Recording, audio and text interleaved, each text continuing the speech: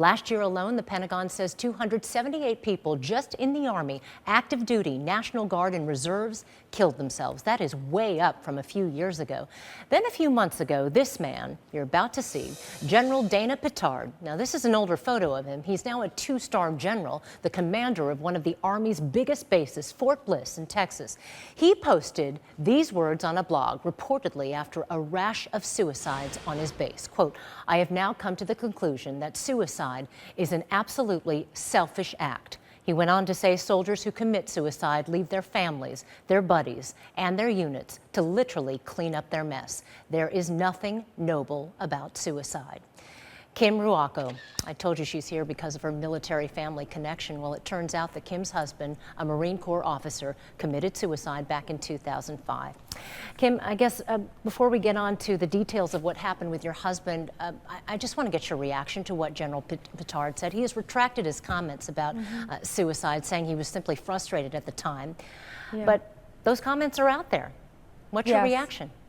Yeah, I mean, I was really sad to hear the comment, and it's too bad because if we know about mental health and people who are considering suicide, that the last thing they're thinking about is dumping their baggage. They are really feeling like they are no longer valuable to their unit. They're no longer valuable to their families. They feel like they have nothing left to give, and that everyone will be better off without them, and that it's a mental health issue and an injury issue, not a issue of selfishness or trying to drop their pack or leave their problems for other people.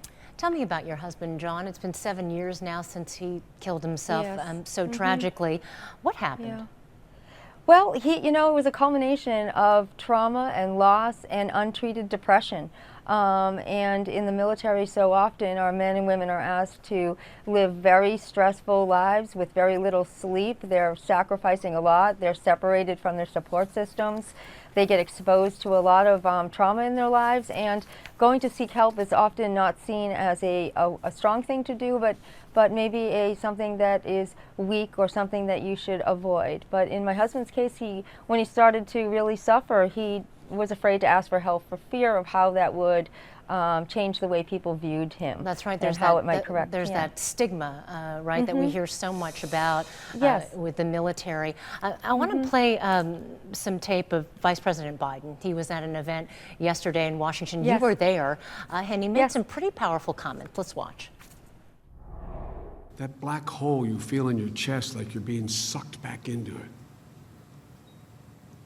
Looking at your kids, and most of you have kids here, and knowing, it was the first time in my career, my life, I realized someone could go out, and I probably shouldn't say this to the press here, but it's more important.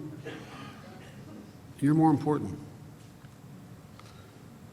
For the first time in my life, I understood how someone could consciously decide to commit suicide.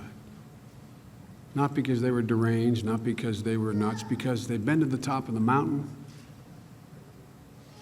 and they just knew in their heart they'd never get there again, that there was never going to be that way ever again.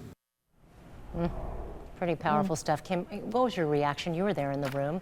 Well, I was amazed because Vice President Biden was speaking to 2,000 of our survivors who were gathered for a weekend of support around their grief. And for him to speak so candidly about his own loss and his own thoughts and feelings really touched our survivors and really made them feel like they were heard and that people really understood their loss. So I was really grateful to the Vice President for opening up his heart and for letting us know that we weren't alone in our grief and some of our struggles around grief.